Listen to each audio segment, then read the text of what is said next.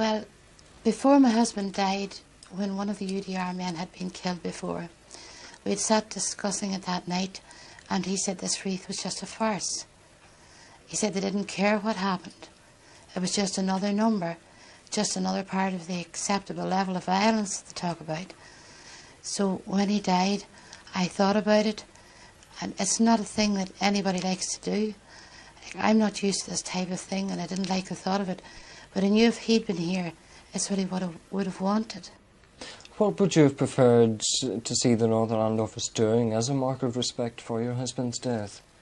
Well, I don't think it really matters what they do. I mean, to my way of thinking, the only thing they can do is root out terrorists. And I feel if the UDR could be more in the offensive, that this would happen. I think they accept this violence and the deaths will go with it.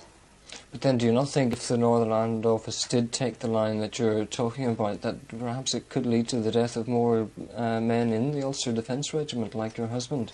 I don't think so, because I think now local men, the UDR, just look and say, am I going to be next? This was a very safe, a nice village, there was no bother, now this has started in it, and the whole thing is who's going to be next? I just want to hand back the wreath to let Mr Mason know exactly what I think, that this just means nothing at all, that the UDR should get going ahead and rooting out these terrorists.